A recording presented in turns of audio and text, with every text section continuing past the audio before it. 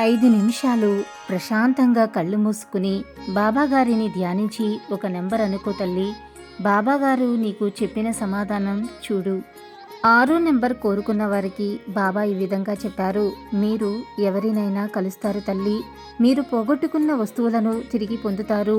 మీకు ప్రయాణం చేసే అవకాశం ఉంటుందమ్మా. 7వ నెంబర్ కోరుకున్న వారికి బాబా ఈ విధంగా అయితే చెప్తున్నారు తల్లి. నీకు ఇష్టమైన భగవంతుణ్ణి స్మరించు తల్లి. దానివల్ల నీకు ఉన్న విపత్తులన్నీ నశిస్తాయమ్మా. ఎలాంటి ప్రయోజనం గురించి ఆలోచించకుండా నీవు కొత్త పనిని ప్రారంభించు. నీకు అంతా శుభం జరుగుతుంది తల్లి. ఎవరైతే 8వ నంబర్ కోరుకున్నారో వారికి బాబాగారైతే ఇలా చెప్తున్నారమ్మా. న్యాయపరమైన చర్యలను ఆశ్రయించు తల్లి. మరియు నీ శత్రువుపై నీవు విజయం సాధిస్తావు. నీకు ఈ సాయిబాబాపై విశ్వాసం ఉంటే నువ్వు తక్షణ అనుభవాన్ని పొందుతావు తల్లి. గోధుమ పిండితో రొట్టెలు చేసి గుడి దగ్గర ఎవరైనా భిక్షగాడికి భిక్షణ పెట్టు తల్లి. లేకపోతే నల్ల కుక్కకైనా వాటిని ఇవ్వమ్మా. నీకు అంతా మంచి జరుగుతుంది. ఇక 9వ నంబర్ కోరుకున్న వారికైతే బాబా ఈ విధంగా అయితే చెప్తున్నారమ్మా. అందరూ నీ గురించి చర్చించుకుంటున్నారు తల్లి.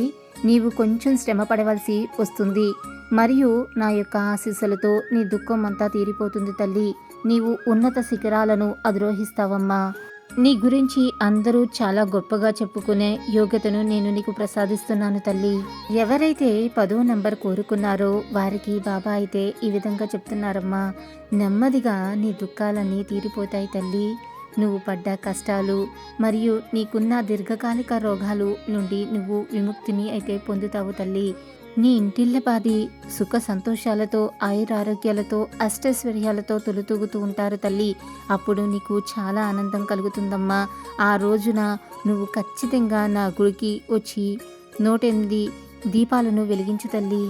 ఈ వీడియో కనుక మీకు నచ్చినట్లయితే లైక్ చేయండి, షేర్ చేయండి. మరిన్ని ఇంట్రెస్టింగ్ వీడియోస్ కోసం మన ఛానల్ని తప్పకుండా సబ్స్క్రైబ్ చేసుకోవటం మర్చిపోకండి. Thanks for watching.